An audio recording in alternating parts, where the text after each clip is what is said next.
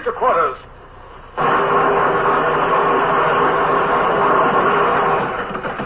Run out the guns. Stand by the starboard battery. One broadside into her, if you please, Captain Bush. Pointers on target. Linstops ready. Aye, sir, ready. Fire!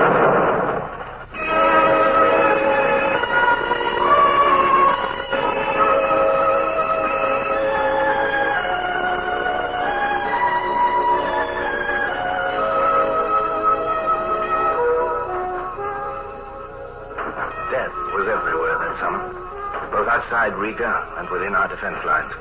And bodies floating down the river bore grim testimony to battles fought hundreds of miles away.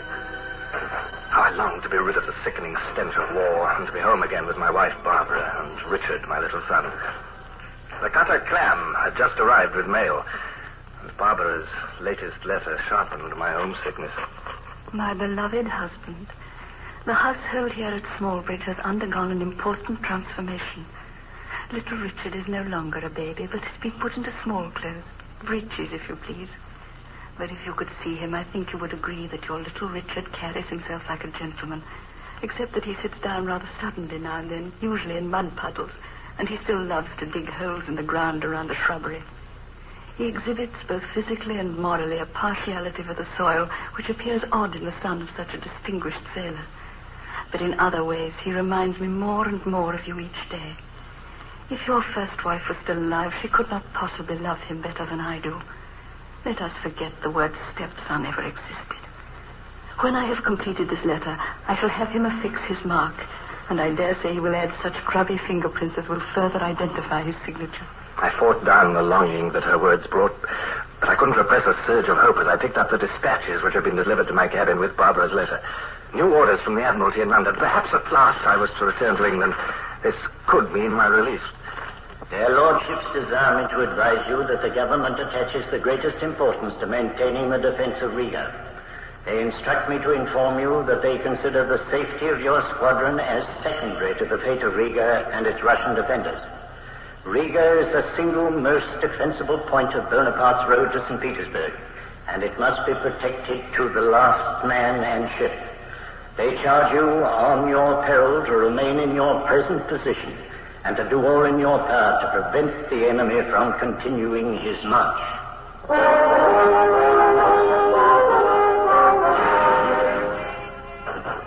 On my peril? I suppose that means they'll shoot me if I don't. Big pardon, Oh, nothing. I was just reading between the lines. Look, who the devil are you? Jenkins, sir. Oh, where's Brown? In sick quarters, sir. Well, nothing serious, I hope. No, sir. Touch of ague. You were saying, sir? Oh, nothing. Give me my hat, please, and my pistols. I'm going ashore again. All the way to Riga, sir. Possibly. But the village at the river mouth is in ruins, sir. You'll be in a direct line of fire before you can reach it. Oh, what of that? It's the last outpost that protects the port. Besides, the Russians have dug trenches from cellar to cellar. It's safe enough. Oh, I hope so, sir. All I can say is that when I see that mess over there on the land, sir, I'm very glad to be afloat. I know what you mean, Jenkins. Compared with these infernal land operations, sea fighting is admirably quick and clean. We'll see what can be done to clear up that mess you refer to. And the sooner the better, Jenkins, for all hands,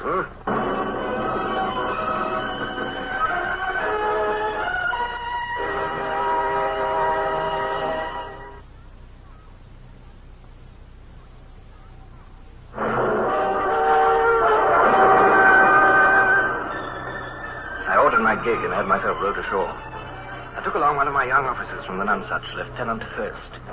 We reached the badly shattered village at the river's mouth and were picking our way through the ruins when suddenly...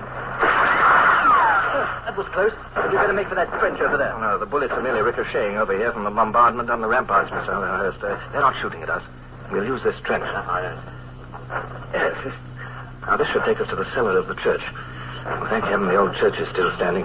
Kreisowitz and his staff would never find another headquarters in this shambles. French guns are nearer.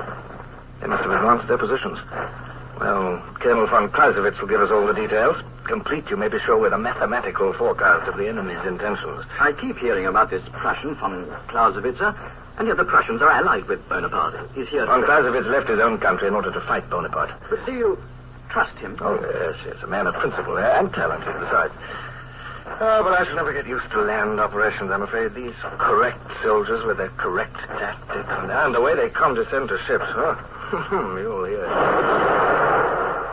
A direct hit on the trench, sir. Just over there. Well, that's luck. We're approaching the church cellar anyhow. Yes, sir. There it is, just ahead. Commodore Hornblower.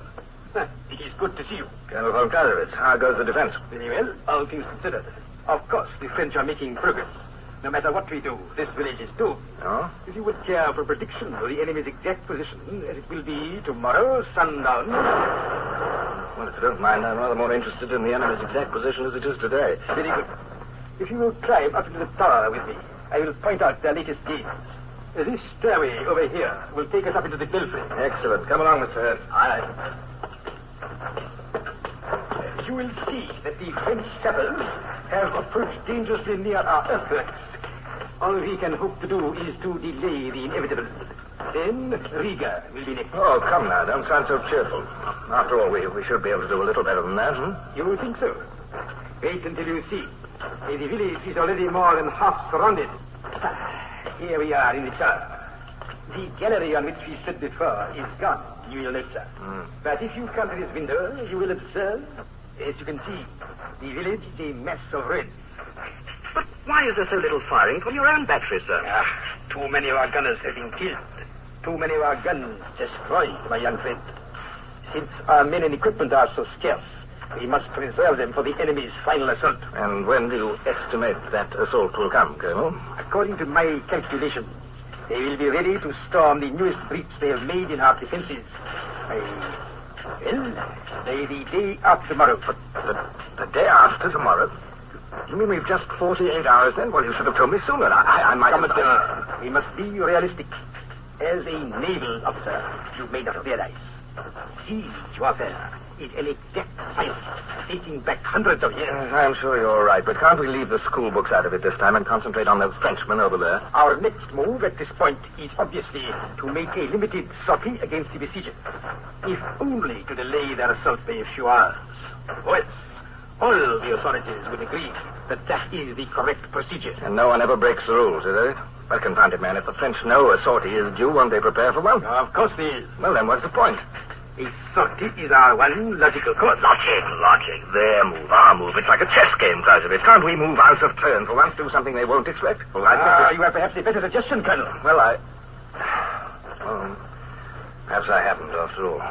My men are fighting a losing battle, and they know it, Commodore. But they are fighting bravely all the same. My own life is forfeit the moment the enemy enters the town. As you know, I am a Prussian. The Prussians fighting with the French call me traitor. If I saw any chance to break this siege, do you not think I would do it? Of course, yes. I understand. I only wish there were a way to interrupt their preparations. Observe. They have completed their second parallel, not more than 200 yards from our defenses. Their battery there in the middle would cut off any force attacking frontally. How about their flanks? Are they also secure? One flank is guarded by the river, the other by the bay, and those big guns pointed out to sea. The guns which make impossible any more bombing from your ships. Yes, but the water of the bay is still our strongest position. You realize that, Colonel? Water? What good does it do us? In the end, it is always the infantry on which one must depend. The infantry? Why not? What do you say, Commodore? Clausewitz, perhaps that's it. The infantry and the ships. They can stop us from using bomb vessels there in the bay, yes, by daylight. But can they stop an infantry attack from boats at night?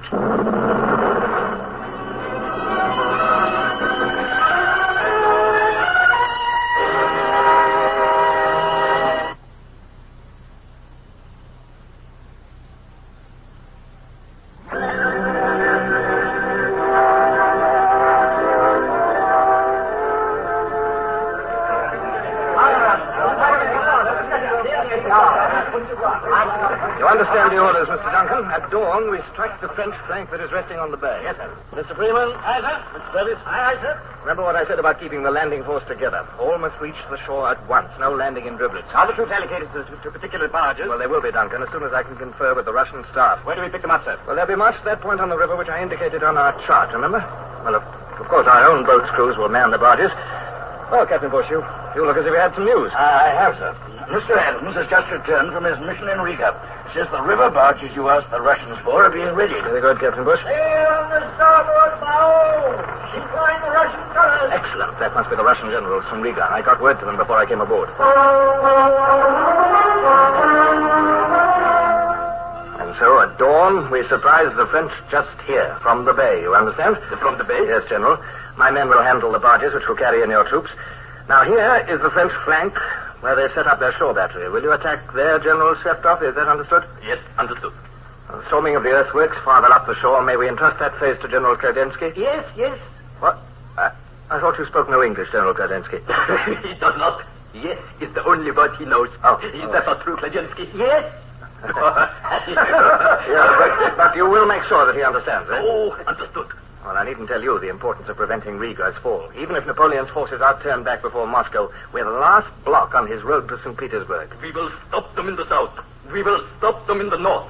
The great spirit of Russia will rise up and destroy every last Frenchman on Russia's holy soil. Sterling words, General Shevtov.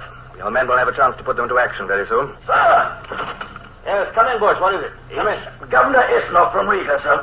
Lugger just brought him out from shore. He says he tried to catch up with the generals. He's quite flustered, sir. Anything wrong?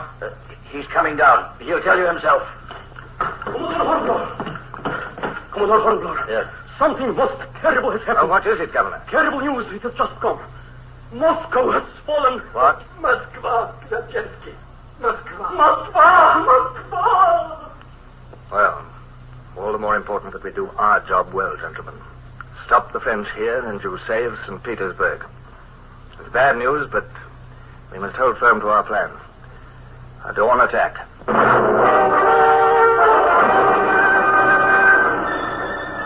After a few final details had been arranged, the Russians left us gloomily. Bush seemed worried. Looks like the heart went right out of him. Sir, do you suppose they'll fight now that Moscow's fallen? Why shouldn't they? The Tsar hasn't surrendered. Russia's a big country, remember, Bush?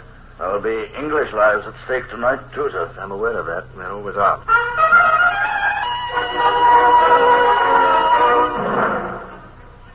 I had more than a few misgivings myself, but I planned as carefully as I knew how.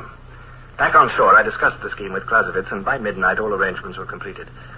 There were, of course, too many imponderables about the whole affair. My body and brain felt unspeakably weary as I paced around the church belfry and stared out into the blackness. Clausewitz was not inclined to be very helpful just then. It is indeed a novel idea. An attack launched in this fashion in the face of a besieging army. But I could never venture to predict its success, Commodore.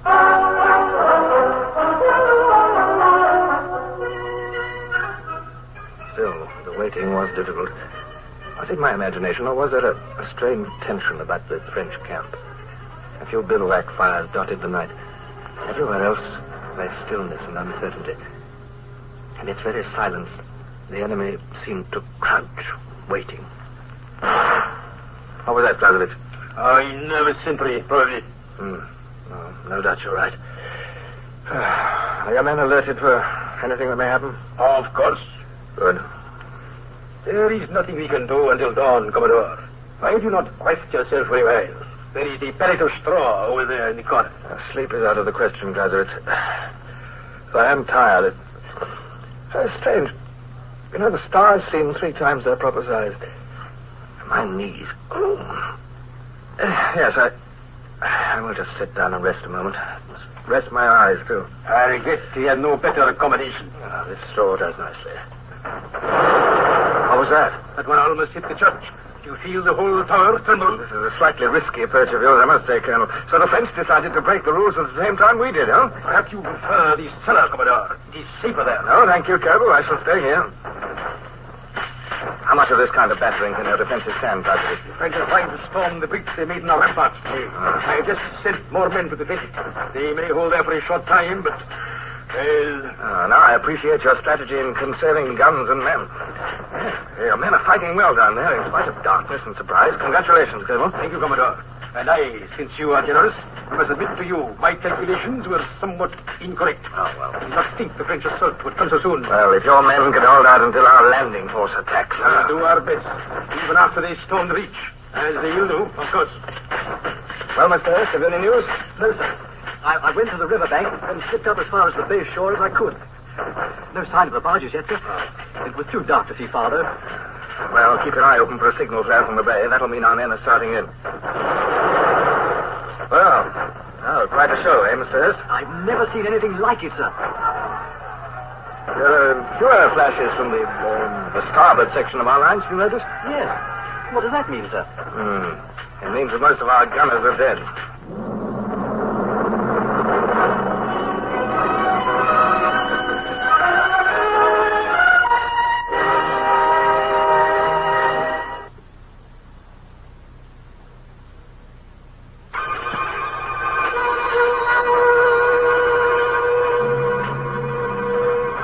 Colonel, about that breach, couldn't you throw up a hasty second line behind it? Here, take my glass. Now, the next flash will illuminate it.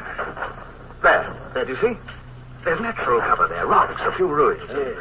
Yes, and the breach is still narrow. Yes. It had to be a thin line, though. We do not have men to spare. Well, let the French believe they've taken it and then fall on their first wave from behind cover. What about that? All right. See, the French are storming the breach now. If our first line will only hold. I see their torches. They're going through. There is no reply. I bless those Navals. The charge is slow. Your men are holding them. Good lads. Cannot be for very long, I fear. There's a streak of grey in the sky, sir. It won't be long till dawn. Why don't those barges come? Sir, look. There's one French soldier down there in the square. Must have got through before the others. He seems crazed, doesn't he? He's seen us, sir. He's firing up here. Here, take one of my pistols. We'll pepper him if necessary. Aye, sir. Are you hit, sir? Well, no. Just my hat. Sea captain's cocked hat's not too practical up here. Now, get that. Hello? Listen, Colonel, I suggest we're accomplishing nothing up here. Why don't we go down to the breach and organize a second line ourselves, eh? Excellent idea. The end is coming soon. I have the rules. I prefer to die down there than be taken as prisoner. Fighting against my own country, I will be court-martialed and shot. Yes, let us go down. Yes, I've no desire to rot in a French prison either, Colonel. Right. We shall go down at once then, Commodore. To rally the men's spirits at least. Are you ready? Sir, wait. Look over there. Just where the river meets the bay. Our signal flare. Yes, sir. It is. The landing barges. Look, Commodore. Where? There's no more fighting in the breach. The French have needed those troops at the bay. The day is saved.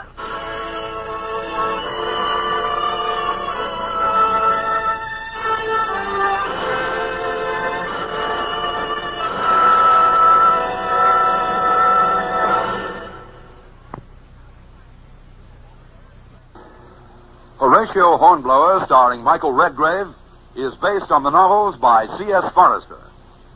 Music composed and conducted by Sidney Torch. Produced by Harry Allen Towers.